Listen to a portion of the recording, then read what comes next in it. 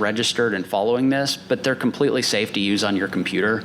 So what I tell people is just to use a little bit of common sense. Like, I keep this set to unrestricted, but if you're on some obscure page and you download a Ruby script file and you try to install it, you're probably asking for trouble. So see if you can find it from a reputable source instead. So just use some common sense there, and you should be fine.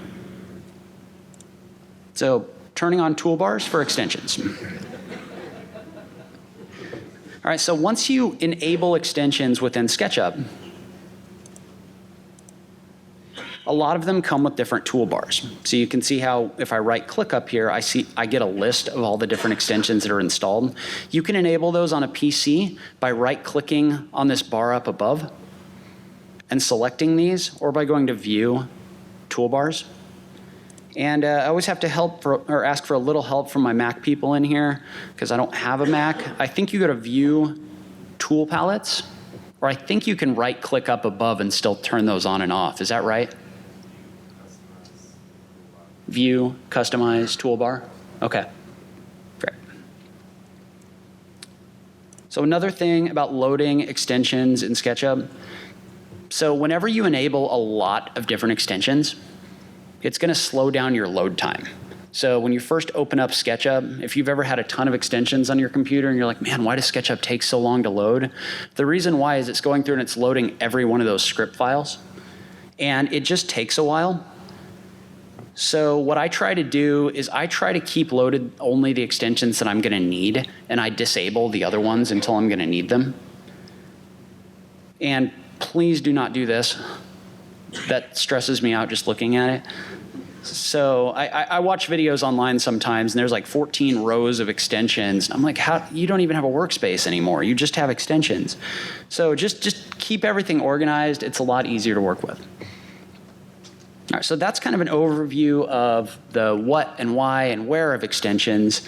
Now, I want to talk about what kind of extensions are out there. And I am actually really interested to see how this goes, because they counted the number of extensions I covered on Monday, and it became a little bit of a competition to see if I could beat it. Plus, Dave covered a lot in his presentation yesterday, and I got to make sure I talk about more than him. So we're going to see how this goes. It's either going to be really cool or it's going to fail miserably. So let's have fun with this. So there are a lot of different extension files for adding simple functions to SketchUp.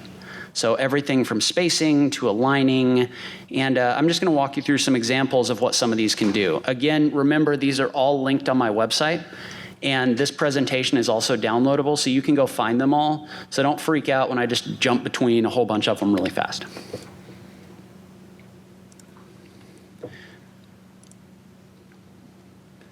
All right. So there are a lot of extensions that are just for general functions within SketchUp. Like, let's say, for example, that I had all of these different objects, and I wanted to put them all in a line. So I wanted to flatten them out, and I wanted to put them all in a line. So what I could do is I could come in here with the Move tool and start trying to inference things and place things and move things around, and you spend a lot of time doing that. There's an extension called Curating Align, and what Curating Align does is it allows you to select a series of objects, and it gives you a whole number of different things that you can click on in order to align them. So instead of me having to go through and move each one of these along this red line, I can just click on these axes, and you can see how these get perfectly centered just by using that. You can also align them with the top or the bottom of the box that's created, and don't do that. So in the same way, Curating Space is an extension that allows you to set the spacing of different objects. So if I was to take these objects, I was to activate Curating Space, I would tell it to space these along a certain axis, and you can see how in the lower right-hand corner, it asks me to set a spacing. So if I was to type in 10 feet and hit the Enter key, I could space these at 10 feet intervals. If I wanted them at 4 foot, I could type in 4 foot. So that's great for if you do a lot of like aligning things on shelves in models or stuff like that. Okay, awesome, someone's happy. This is great. This is great. Go ahead. I'm assuming it's moving from object center? I believe it is. Okay. I'm not 100% sure, but I think it is. So, I mean, just a simple thing like that can save you so much time. What? I don't know if you can do angles or not. I'm not sure. All right, so Weld. So Weld is an extension, Weld is an extension that allows you to take a series of segments and weld a line together. So a lot of the time for different extensions, you need things to be like full polylines. So you need like multiple curves to be together. Or let's say, for example, you have this double curve where everything's been broken up into individual segments. So you see how up here, if I select all of these, it says 24 edges? Well, if I was to extrude this with the Follow Me tool, because that's broken up into your different edges, it starts a new segment every time there's a break in that line, and you can see how everything comes in really clunky. Well, if we were to use the Weld extension, and now if I click on this, it says that this is a curve. It comes in smooth. So what this allows you to do is this allows you to take those different curves and weld them into a single curve. Yes? Does that help transferring over to CNC? That I don't know, because I haven't done much with CNC. Eric from Sketch This is floating around. He'd probably be a better resource for that. It should, because you don't have individual segments. Okay, perfect. Probably. Okay, so another use for that is, let's say you have something like this hexagon, and your lines have all been exploded into individual segments. Well, if you push-pull this, see how all these edges are in here? They're not unhidden or anything like that, or they're not hidden. Well, if you were to weld these and then extrude that, your edges are smooth because that's considered a smooth curve by SketchUp. So, and we'll talk about another use for that in just a second. By the way, if someone could count the extensions for me, I'd appreciate it.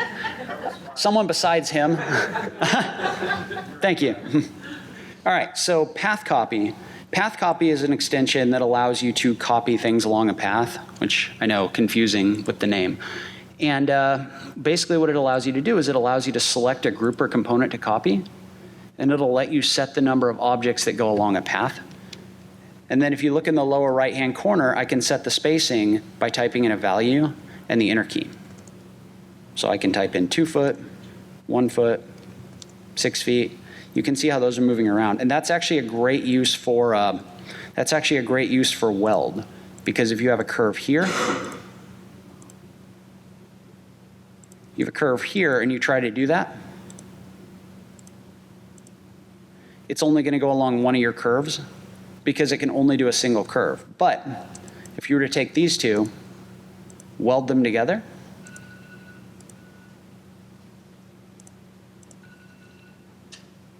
then this will do this along this whole curve. So this is also great for doing things like spacing out lights. So you might have to move that around a little bit or erase one of these, but you could set these at every 3 feet, or something like that. So, and I stole that use from Daniel Tal, so thanks, Daniel. All right, so 3D text editor. How many of you have made 3D text in SketchUp, made a mistake, and you couldn't go back and change it? It's painful, right? Like really annoying, because you have to basically remake the whole thing. So 3D text editor is an extension from TomTom that allows you to create true live editable text. As you go.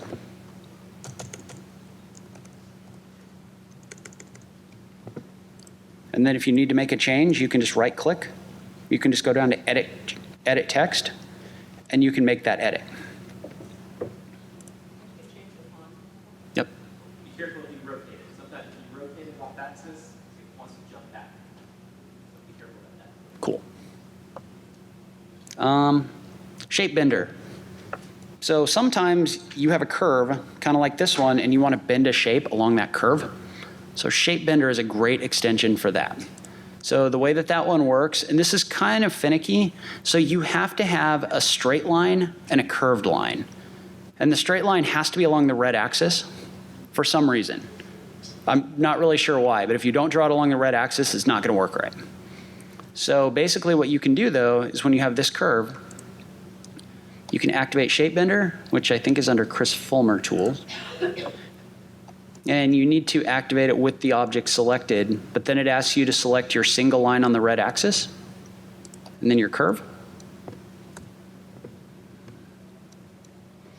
And you can switch which side of the line it's on, and I can hit the enter key.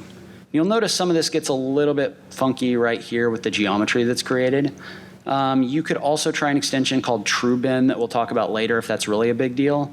Or you could just come in here and you could soften this using the Soften Edges tool. I have a quick question, because I've seen that happening quite a bit. Why is that happening? No idea. It's just how it's recalculating the geometry. Everything's triangulated. It's a curve. Yeah. Yeah. All right. So selection toys. I love selection toys. Everyone should have selection toys. It basically expands the select tools functionality within SketchUp. So let's say, for example, that I had this sphere and I was to triple click on it. That allows me to select all the faces as well as the hidden edges in here. Well, what Selection Toys does is it allows you to select different things within your selection. So let's say in this case, I had this whole thing selected, but I only wanted the faces. Oh, nope, only my edges. Sorry, I'm out of order. So select only edges. And then you could unsoften and unsmooth these. And then a little trick is if you hold the Shift key and click and drag across this, you would deselect all the edges and select all the faces. And you could delete those out. So it makes things like that really easy. It also allows you within a group. So I have a group of objects here. Some of them are groups, some of them are components. So I could select this group, right click, and I could do select only components. And I would find just the components in here. Or if you're looking for something in your model that hasn't been made into a component, you could do it the other way. You could select a bunch of stuff and do select only groups. And you could find that. It also allows you to select things like borders. So in this case, I could select all of this, and then I could do select only border edges. So then you could come in here and you could start making edits like this.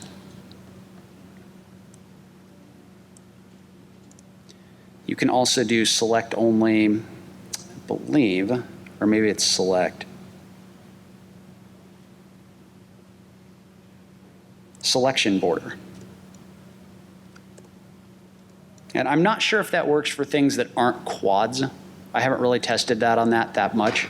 But you can see how that makes what you can select really easy. It does. It also works on 3D surfaces. Okay. All right, so Interoth Visual Merge. So this is an extension from Christina Interoth, and it performs a very simple function. What it does is, let's say you have this house and you have your slab modeled, your walls, and your roof. And you wanted to just make this look smooth. So you could come in here and double click and right click and start hiding edges and trying to make things not show up. Kind of painful. So with this extension, you just select it and you just pick that first option and you do visually merge selection, and that'll hide all of those. Now the geometry hasn't changed, so you didn't lose any edges, those are just hidden. And you can actually take it back by picking the second option. So super simple, but if you're doing a lot of hiding edges, that's a great one for that. Now, this is the one I always like to talk about to start talking about free and paid extensions. So extensions are both free and paid, and that's all up to the developer. So some of them have a cost associated with them. A lot of them, like Fredo's stuff, are fantastic extensions that are completely free. So this one in particular, I think, is $15. You would not believe the amount of pushback I got on my YouTube channel for covering a $15 extension that hides lines. So much. And my favorite thing that I heard from somebody was, I really, really, really, really needed this extension, but not for $15. I was like, then you didn't really need it. So when you're looking at extensions, think about how much your time is worth. So if you're spending hours and hours hiding edges to try to make things look smooth, consider buying a $15 extension that makes it fast. Or don't, but just don't come on my YouTube channel and complain about it. Sorry. There he is. All right, we found him. Okay, so Drop GC. Drop GC is an extension that allows you to drop different objects on faces directly down below. And all it does is you just select objects, You pick drop GC, and it's going to drop them down below. And someone's going to ask me what happens if they're not over that face. So what it does is it checks to see which ones are actually going to run into something, and the ones that don't have anything underneath them, it just doesn't push them down. So you don't have to be super precise about where you place these. Selection memory, I made a tutorial on this morning, and I don't know how I lived without it. So how many of you have gone through and you've done some kind of like precise selection, you're trying to get a whole bunch of different edges, and you're moving around here, and then all of a sudden, you lost the whole thing. You got to go back and you got to reselect all of those, right? So with this extension, and this one's from TomTom, what it does is it gives you this option over in your edit to cycle your previous selections. So it stores the last 5 selections that you had in SketchUp so that you can just cycle back to them without having to go through and select those individually. Do you have that extension open all the time now? Yes, for it to show up, but that one and selection toys, those are pretty lightweight. So I haven't really seen a huge performance decrease by keeping those loaded up. All right, memory copy. This is a fun one. So a lot of the time in SketchUp, what you need to do is you need to repeat the same movement over and over again. And so if you just need to move something, you've got the move tool, right? And you can create arrays. So you can use the move tool in copy mode, type in ×10, and create a copy. Well, what happens if you need these to rotate 15 degrees every time you do this? You can't do it. You have to go in, you have to do them manually. Well, what this extension does, and it only works with components, is it takes a component and you can do that rotation. So let's say this was 5 degrees. You can click on your original component, right click on this one, and there's an option for play it again. And then you just click on this object and it doesn't work. Oh, you know what? That may not be a component. No, it is. We're going to try that again.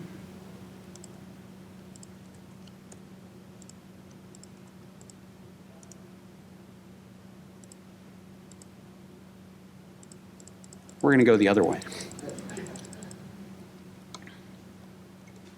But what that does is that allows you to automate that process so you don't have to come in there and do it over and over and over again. So this is another example where if I was to rotate this and then move it up,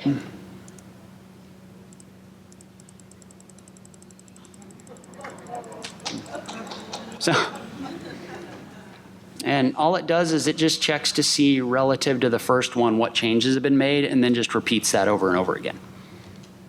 All right. Solid inspector, I wanted to mention. So I don't know how many people are doing like 3D printing or anything that requires use of solids. So one of the most painful things in the world is trying to create a solid so that you can export it, and it's got a whole bunch of different holes in it. So it's very difficult to go find those. And this is a very simple example, but if I was to run Solid Inspector with this object selected,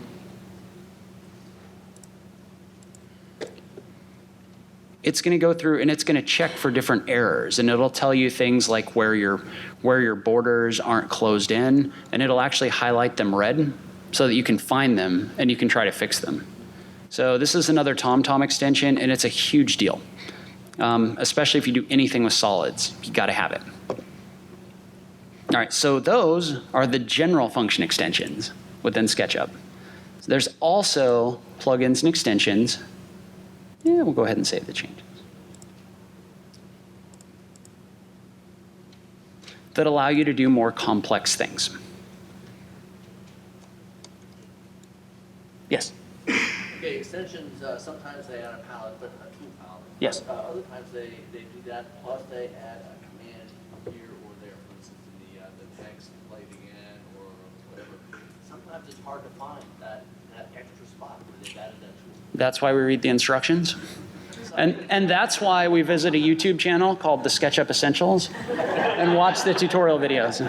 I mean, seriously, a lot of that is just the developer putting those in a certain place, and depending on the way the developer does things, it's just going to be there. There's not a whole lot you can do about it. It just kind of is what it is. So, all right, so let's keep rolling. So sometimes, have you ever tried to draw on a curved surface in SketchUp, or have you ever needed to? Not easy, right? So I don't know if everyone in here knows who Fredo6 is, but he's like the most amazing developer in the world. He has a ton of extensions that are super helpful. We're going to talk about a bunch of them, but this one right here, Tools on Surface, I think I need to load it, or it may be down below. Hold on. There it is. So what Tools on Surface allows you to do is it actually allows you to draw shapes and lines on different surfaces. And one of the cool functions for that is, let's say you needed to model like a turtle for a resort, for example. Just as an example, this allows you to do that. And then there's another extension we'll talk about in just a second, but there's also a tool in here that allows you to offset. I love hearing that in the room. That makes me happy. So you can delete that out if you want to. If you need to do like different materials, you can definitely do that. So another Fredo6 extension that I absolutely love. Sorry. Yes. Will the text tool work on that one too? On the curved surface? Stand by. Let's see. I can't remember if there's a Tools on Surface. I don't believe there's a text, so you'd have to find something else. We may have one a little bit later. So, all right, so Aloft is an extension from Fredo6 that's more of an organic modeling extension. And what it allows you to do is it allows you to both loft shapes, which means create shapes between different objects. So you can either create a curve that follows all the way along here, or you can create skins. So let's say I had a frame like this one. I can select the edges, and I can use it to generate a skin across those different edges. So great for tensile structures or different things like that. This is a very complex extension. I mean, it's simple, but it's also complex. And literally one of the presentations that I offered up as an option for Basecamp was doing a whole presentation just on what you can do with Aloft, because it's so powerful. So super powerful, and then you can use it for things like this, where let's say you wanted to create a skin along that face, you could do something like that. All right, joint push pull. Is that similar to soapskin bubble? Yes. So Soapskin Bubble is another extension that also allows you to create faces across frames. They create slightly different faces because of the way that they calculate it. Soapskin and Bubble almost like, it's hard to describe and I don't have it up here, but it almost like does math to figure out if you were to inflate a shape, what it would look like. So it just has kind of a different algorithm for the way that it creates faces. They're both worth checking out. Joint push pull. So how many of you have tried to push pull a curved surface in SketchUp? How'd that go for you? So SketchUp can't do that, right, as a part of its base functionality. The reason for that is because if you unhide the geometry on all of these faces, they're made up of individual faces, right? There's no actual curved faces in SketchUp. They're all flat faces on a different curve. Well, the reason the push-pull tool doesn't work on those curved faces is because they'd actually have to push-pull multiple faces at once and then heal between them. So this extension, that's what that does. So you can push-pull different curved surfaces in SketchUp. And there's some kind of fun things you can do too, like there's a normal push-pull in here. That would put, that's basically what it would look like if the SketchUp tool was to do push-pull, because it wouldn't heal between those faces. So, and we'll talk about another fun application for that now. So we talked about Slicer, right? Which was the one that I used to slice up all that terrain. So basically what I did is because Slicer goes through and it creates slices of objects in your model, but it only works on solids. So what I was able to do is I was able to use joint push pull And there's a tool over here. I don't remember what the name of it is, but it flattens faces.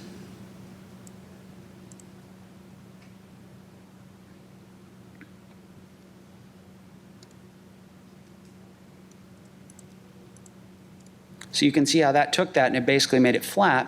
Well, if I click on this, it's a solid group.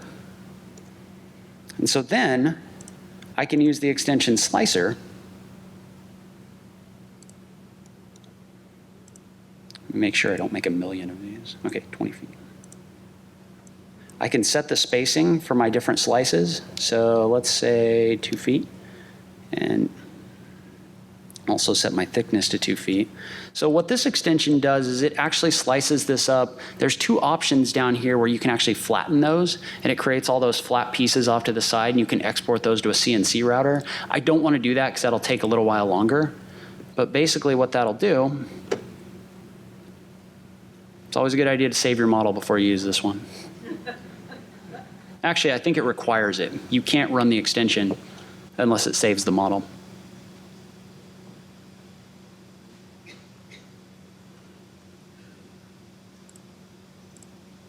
There we go. So you can see how that broke this up and it created 2-foot slices based on my terrain. And you can use this for a lot of organic modeling applications and creating cool shapes. Did it erase the turbo? Say what? Did it erase the turbo? Um, Or still there? Okay. I think it may hide it. I'm not 100%. I usually make a copy off to the side of it before I do this, just so I have it. I'm not sure if it's destructive or not. All right, so rounding edges. So Fredo 6 has another great extension called Round Corner. What Round Corner does is it gives you 3 different options for being able to round off and bevel off different edges. It's really easy to use. You just click on one of these options. The first one is Simple Round Corner. You can click on a face or multiple faces, and this will show you where that rounding is going to happen. And if I click off to the side, you can see how it rounds those off. So the second one creates more, it rounds the corners, but the way the corner geometry is created is a little bit different. And then the third one is a bevel option. So if you just wanted to come in and add a quick bevel, just on these edges, for example, it lets you do that. And then also, it's great for if you're trying to merge different shapes together. So like, let's say, for example, that I wanted like a smooth curve all the way across this. You can see how you can kind of merge those different objects together, and I'll turn hidden geometry off so this is a lot smoother. Really easy. So the problem with Round Corner is it only works on raw geometry. Well, Fredo 6, being the good guy that he is, just released a brand new extension called Fredo Corner. Well, what Fredo Corner does is it actually allows you to round off groups and components. So if I was to group this geometry and I was to try to run Round Corner, it doesn't work. But if I use Fredo Corner, which is his new one, I can click on this group from outside the group and you can round these edges off. And it also works on components. So you can go in and you can round off one component and all the other instances of the components will round off as well. All right, Fredo Scale. Let's turn Round Corner off. Another Fredo extension. He has so many. So Fredo Scale contains a suite of tools designed to basically expand the way that you can scale things in SketchUp. So my favorite tool in this one is called Radial Bend.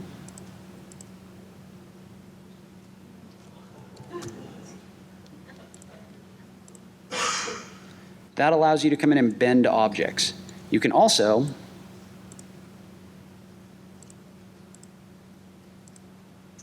twist objects. However, it's a little bit limited because you can only bend things 180 degrees. Well, lucky for us, TomTom just came out with an extension called TrueBend. I don't know if anybody's used it before. What TrueBend allows you to do is it allows you to bend things 360 degrees. And I believe the geometry that's created is also cleaner.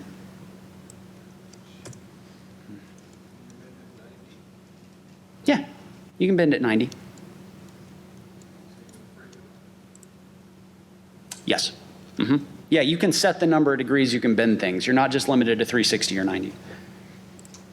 Can you alter the diameter of the finished object? Maybe with the scale tool, not 100% sure. All right, so it's amazing to me the number of times that I need to create some kind of helical shape that spins around a curve. There's an extension called Helix Along Curve that allows you to create a helix within SketchUp. So let's say you wanted this to spiral from 1 foot to 20 feet. You can set the number of laps that this takes around a certain shape. So let's say I wanted it to do 4 laps. You can set the number of sections per lap, and you can create a helix. Not only does that work along straight shapes, you can also do it along curve shapes. Or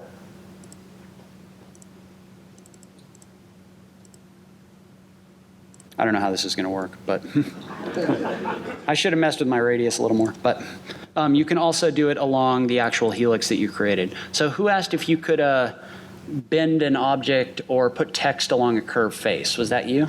Okay, so FlowFi. FlowFi is one of the more complex extensions that I talk about. Part of the reason for that is because of the way the grouping is required. I have a ton of tutorials on that. You can check that out on my website. It's in the links, but just be aware there's some grouping things that are required. What FlowFi does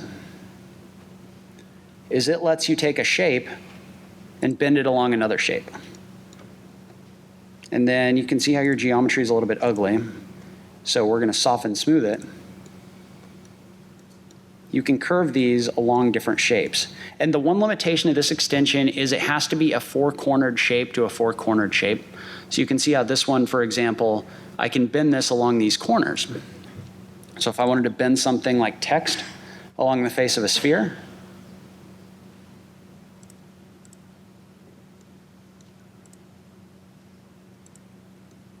you could do that and then smooth that. So that allows you to create a lot of non-standard shapes. So vertex tools, an extension from TomTom that Tyson talked about in the quad modeling. What that one allows you to do is instead of editing lines, it lets you edit vertices. And that is a great extension for like site modeling or if you do any kind of like sculpting or anything like that. So Artisan, I don't have an example for, but Artisan and Sub-D are both subdivision extensions. What those allow you to do is take shapes and subdivide them and smooth them, which lets you do things like this. So if you have more questions about Artisan, that's another MindSight Studios extension. Those guys are here, so you can go talk to those guys. I really got to pick this up. We're going to skip quad face tools. We talked about selection memory. Ooh, through paint. I promise you guys are going to like through paint. So how many times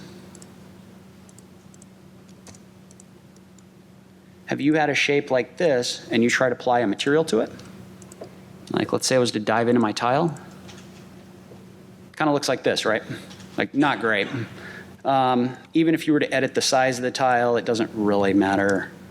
It's just kind of ugly. The reason for that is this is trying to map this along a face and it doesn't really work that well. Well, Fredo has a suite of tools called Fredo 6 Tools. And within that, there's a tool called Through Paint. Well, what Through Paint does is that allows you to select a material from within your model and map it to a curved face. Not only, it has 3 different kinds of UV mapping, but one of the things I really like about it is you can adjust and rotate on those faces. So again, something that you would spend hours trying to figure out without extensions. All right, what else do we got? I could go all day. All right. Placemaker. So I showed you the city earlier, right, that I created. So Placemaker is the extension that I use to do that. And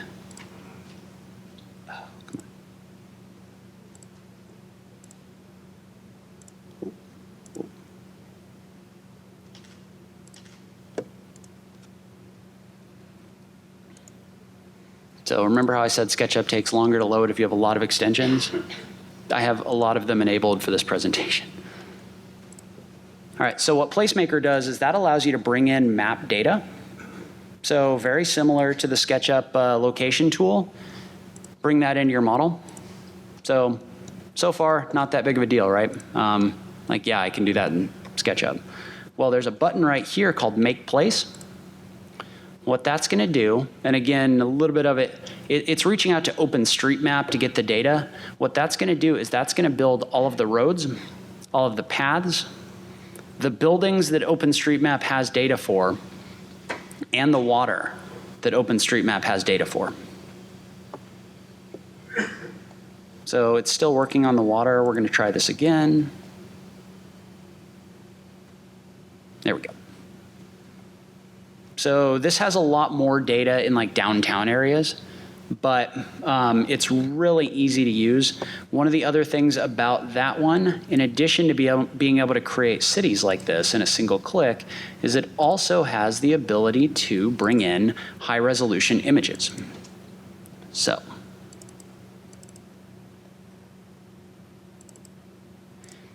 And sorry, I was clicking pretty fast, but you might have noticed that this model that I'm bringing in right now is 73 megabytes. That's because I brought in a lot of high resolution imagery, and it makes your file size a lot bigger. So when you are bringing in high resolution images, oh, come on.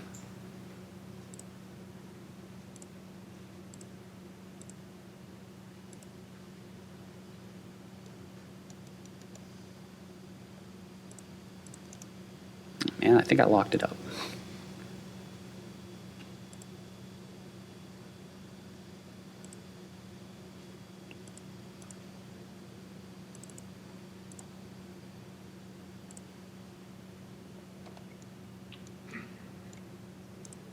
Maybe I just have too many SketchUp windows open. Don't do that, by the way. It's a horrible practice. All right, we're just going to start all over again.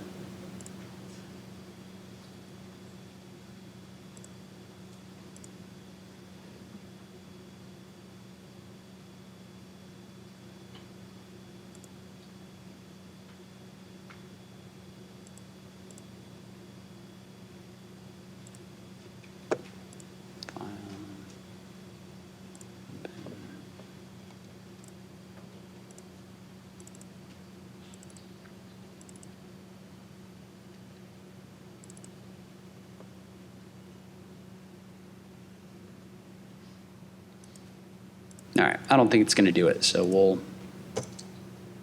do nothing apparently. Sorry. Does it count as one of your extensions you've shown? Sure it does. There we go. All right, we're in. All right, so I got to go fast. So if you zoom in, see the level of detail that you can get with the high resolution imagery. So one of the things you're going to notice is if you compare that to the standard imagery, significantly better. Let's see. So Topo Shaper. You know what? We're going to skip ahead to Inkscape because I'm running out of time and rendering. All right, so there are a lot of different rendering extensions available for SketchUp. So you've probably seen some of them here. So V-Ray's here, I believe Podium's here, Inkscape is here, Lumion is here. There are a ton of different extensions that you can use in order to show 3D renderings. One thing I do need to point out, Inkscape is a PC only. There's also a Mac version. There's a Light Up is basically the equivalent of this. But what Inkscape allows you to do is it's like a one-click real-time rendering extension. So this is a model that I downloaded from the 3D warehouse. And basically you just click the play button. Sorry, I was playing around with settings earlier and I shouldn't have done that. Here we go.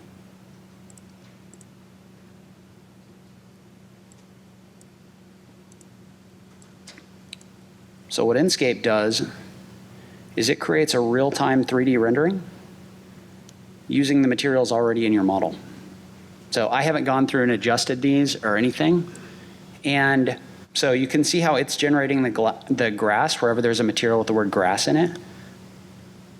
But you can in real time adjust things like where the lighting is, so time of day. There's other settings that you can adjust as well. So it's a really quick way to create 3D renderings. You can export these all as stills. It also has render elements. So render elements for things like Photoshop. So if you need the selections for like the backgrounds to swap that out really easy, it has that ability as well.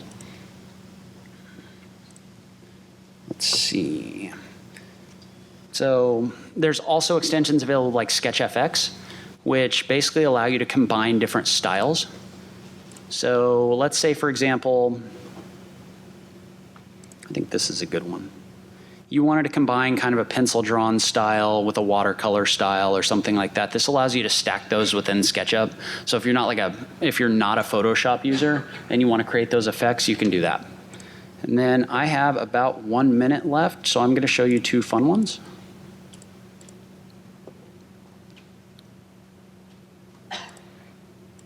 All right, so ClothWorks. ClothWorks is an extension that just came out for SketchUp fairly recently. It actually allows for the simulation of cloth within SketchUp.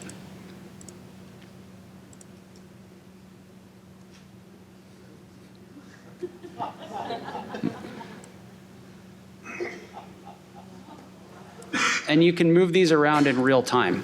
So, and I mean, all joking aside, I mean, that's a fun demonstration, but I've also used it to drape tablecloths or things over spheres or create like window treatments, stuff like that. And then the last one that I want to show you real quick is just another fun one. So there is an extension that allows you to turn SketchUp into a physics simulator. And it is called MS Physics. And I have way too many videos, sorry.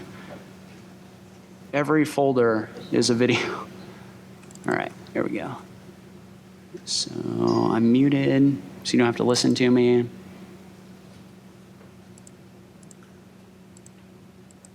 Oops, there we go. So what this allows you to do is set up different objects and actually simulate physics within SketchUp. So it's more fun than anything else. But you can do a lot of interesting things with it. So like dominoes, or if you're looking to have a good time with friends, you can play some Jenga in SketchUp. So as you guys can see, there are so many different applications for extensions within SketchUp. I'm a huge advocate of why you should get out there and just start trying them and seeing what you can do with them. If you have any questions, send me an email. And again, all of this information is available at this link on my site. So thanks a lot.